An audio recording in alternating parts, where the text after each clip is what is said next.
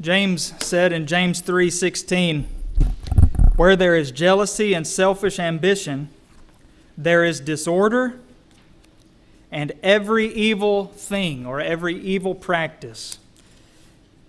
Where there's jealousy and selfish ambition, disorder, and every evil practice. The word there translated evil practice, or evil, I guess, means pertaining to being low grade or morally substandard. It's something less than what it ought to be. Vile, wicked, corrupt, foul, depraved. Well, it was no different among the 12 apostles of Jesus. That's what we read about them doing, or what we read about happening to them in Matthew chapter 20.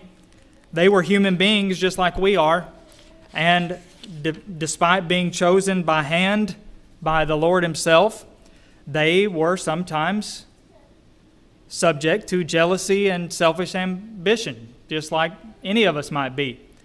Those things reared their ugly heads in the lives of the apostles more than once, as we saw a minute ago. Especially on the day when James and John came to Jesus and just right out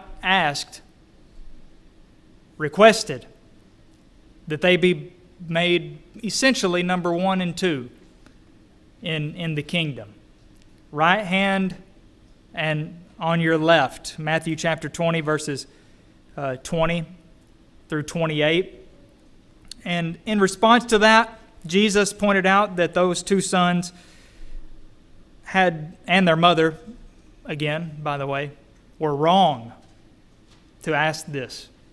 Even though He couldn't give it anyway, they were wrong to have even asked it. It came from ignorance. That request was based on ignorance. You don't even know what you're asking. It was reflecting worldly thinking. Remember when Peter made the mistake of stepping in front of Jesus, and He said, He said, "Get behind me, Satan." He said, "You are thinking with the mind of a man. You are thinking about the things of men, not the things of God." It was divisive. Really struck a chord with the other 10. So what they requested was divisive. Also suggested that honor in the kingdom could be earned or deserved. They may have had the best intentions for asking that. It's hard maybe for us to see that. But they may have. But after exposing their error, Jesus then explained what the real key is to greatness, to sitting at Jesus' right hand or Jesus' left hand, to being in a place of honor. What is the real key to greatness in His kingdom is service.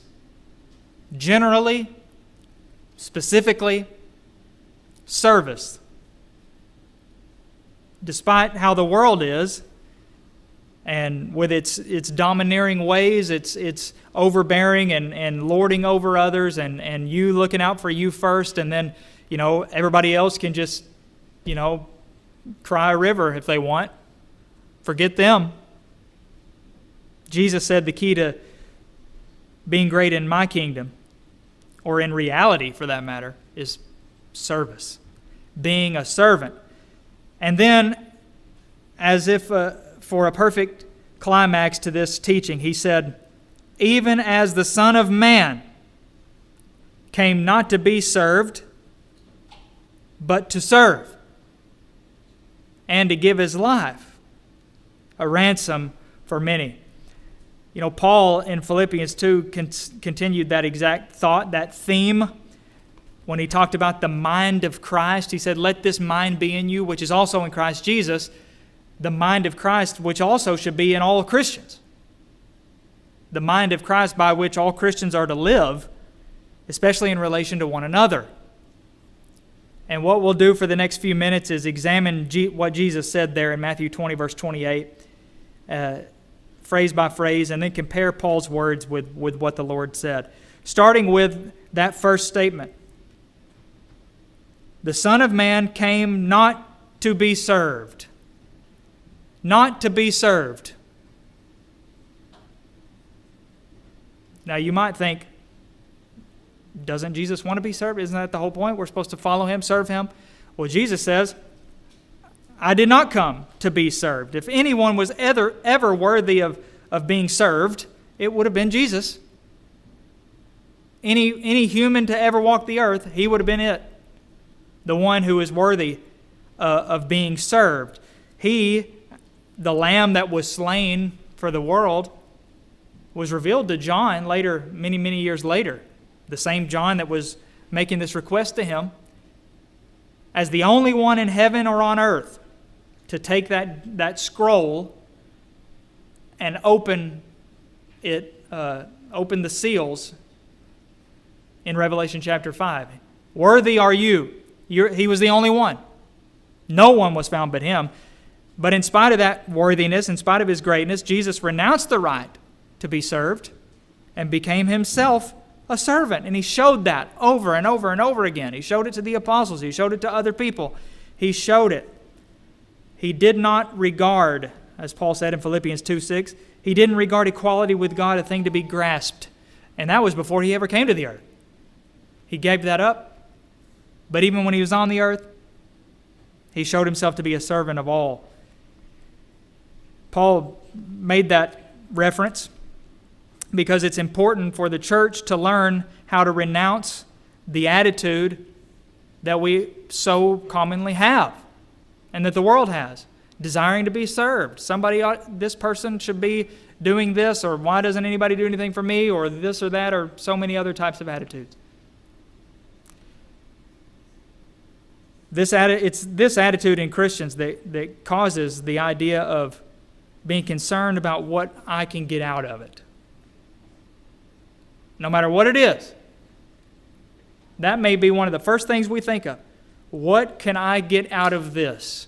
And with many things, that's an appropriate question, I guess. We may come to the conclusion there's no reason for me to be doing this certain thing because it doesn't do anything. I'm not being helped by it. The problem is so many Christians have started to apply that to worship and the assemblies of the church. What do I get out of it? And these people will conclude, nothing. I don't get anything out of it. And if I don't get anything out of it, I'm not going to go. I'm not going to partake. I'm not going to participate because I don't get anything out of it. Well, getting something out of it seems to be the main, or at least the first criterion for doing anything anymore. Getting something out of it. Therefore, not getting anything out of it stands as a justification for not participating in it. Surely you understand, I don't get anything out of it, so why would I even come? Why would I even go? Why would I participate if I don't get anything out of it? Here's maybe a better question for us. What do you think Jesus got out of the cross? What do you think Jesus got out of that? Do you think he got something out of it? Surely he got something out of it, or he wouldn't have done it. Was there something gratifying, you think, about being so intensely humiliated and mocked and physically and emotionally tortured? Did he get something out of the spit of his enemies running down his face and into his mouth?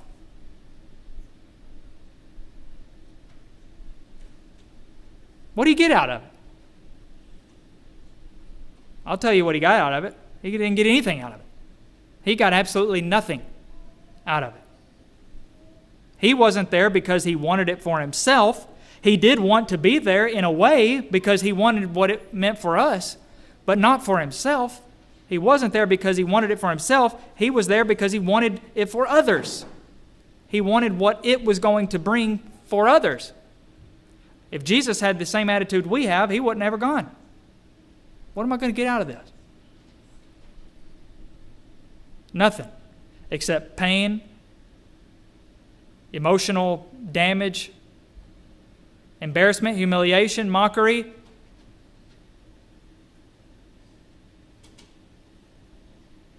Why would I do it? He did it for others. And the example of Jesus teaches us to consider what we ought to do, not simply what we want to do.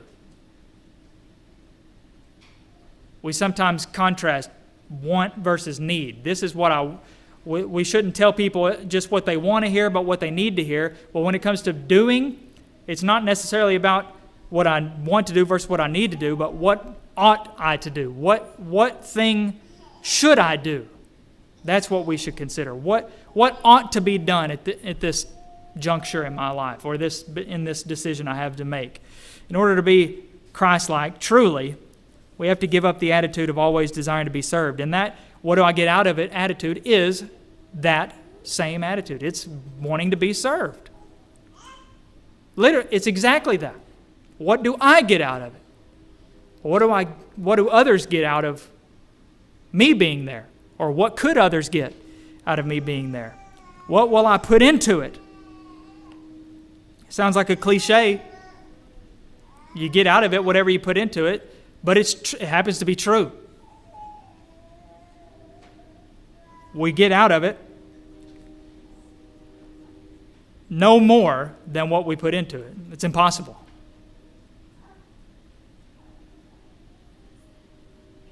Or at least if we don't put anything into it, we certainly won't get anything out of it. The Son of Man came not to be served, but to serve. Number 2. That was his goal. That was his purpose in his life on earth. It didn't come to him by accident or because he couldn't avoid it.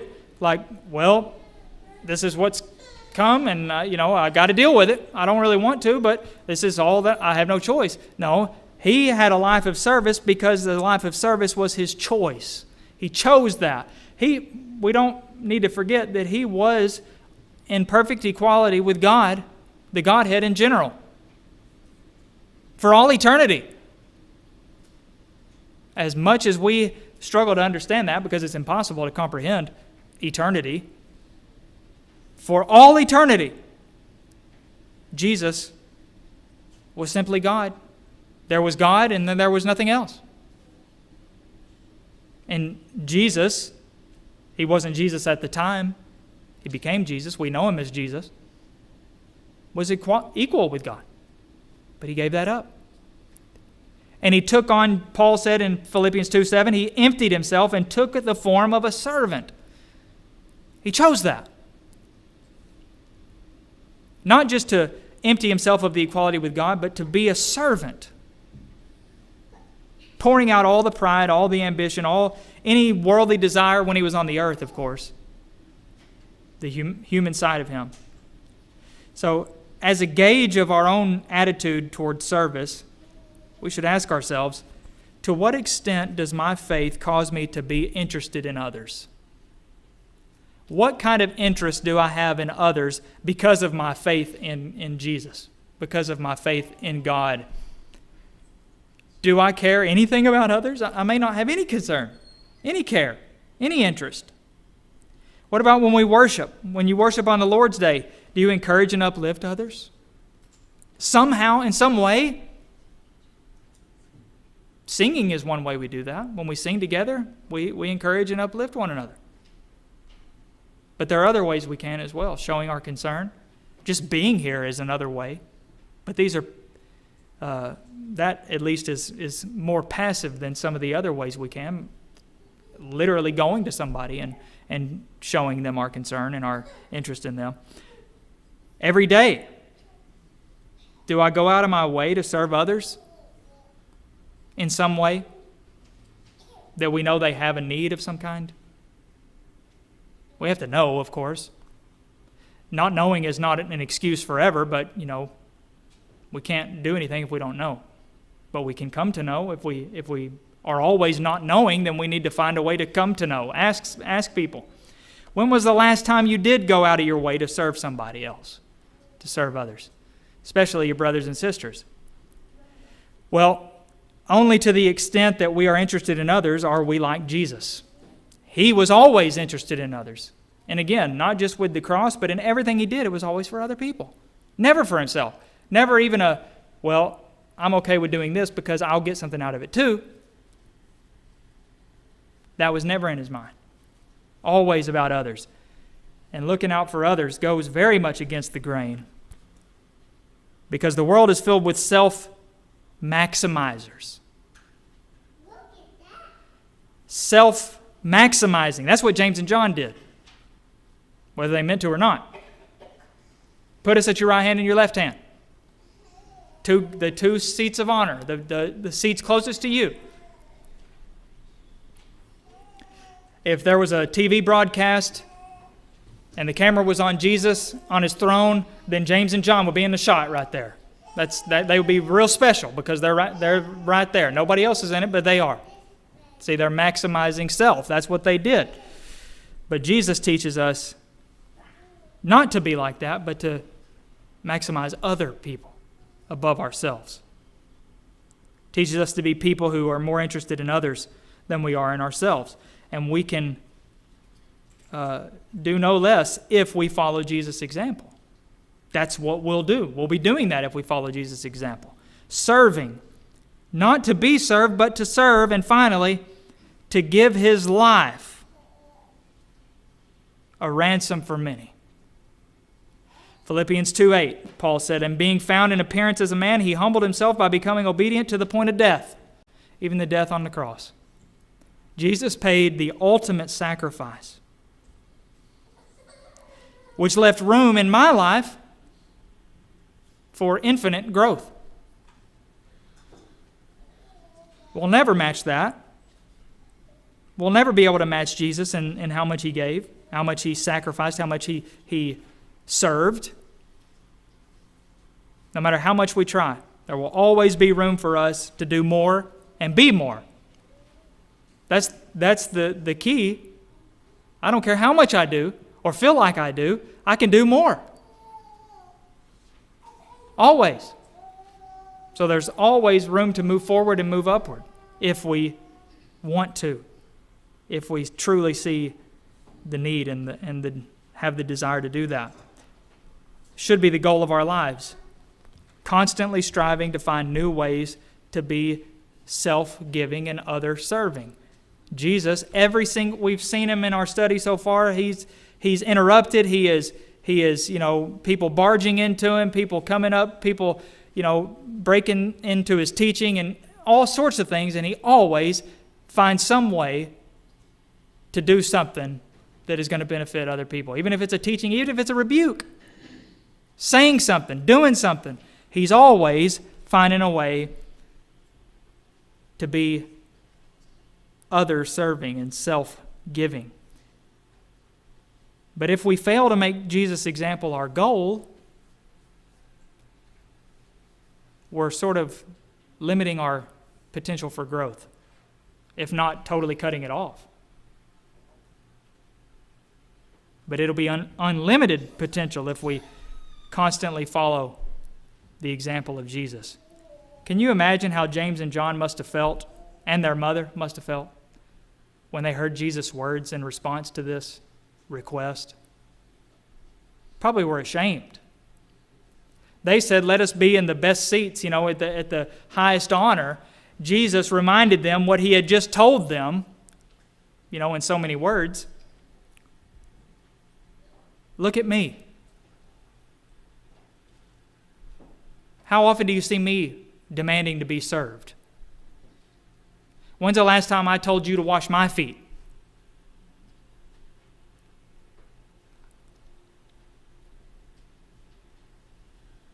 Never.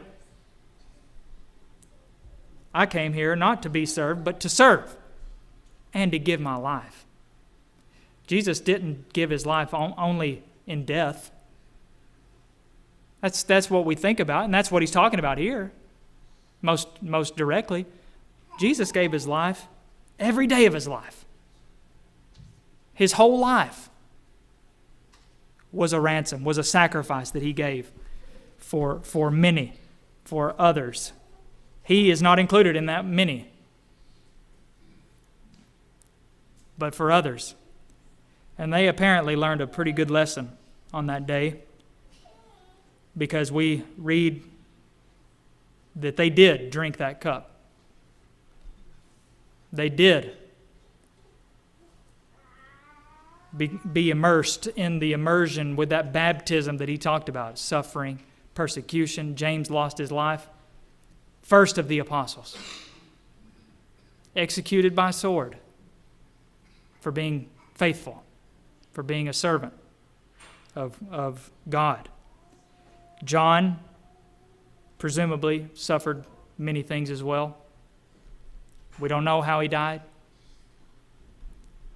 but we know he would have been willing to die the same death as his brother if that came to him. But he lived longer, served longer, and taught others to serve. He's the disciple of love. He's the one that always talks about love, loving each other. I bet he learned a huge lesson on that day, this day, Matthew chapter 20.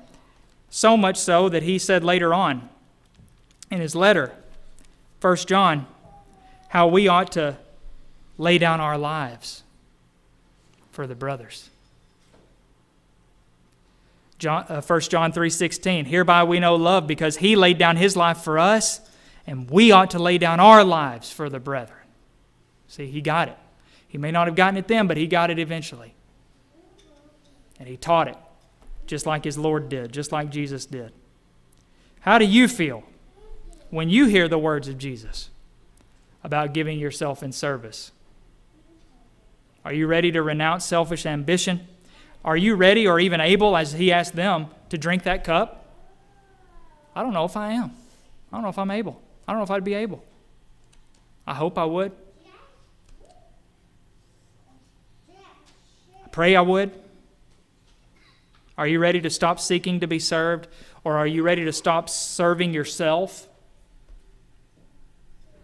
and start seeing what you can do to serve in the kingdom of Christ, to serve Christ and others? That's the key. Stop serving myself. Stop seeking myself, my own things. What am I going to get out of it? What will this bring me? And start seeking the kingdom. Start seeking Him first. Start serving others, being a slave to others in the service of Christ. If you're not doing that, will you start? Now? Now is always the best time to start, to change. Baby steps are still steps. Don't ever let anybody say different. If all you can do is baby steps, do baby steps. Then every now and then you might get a big old leap in there. But as long as you're moving forward, you can continue to grow in the service of Christ and His example.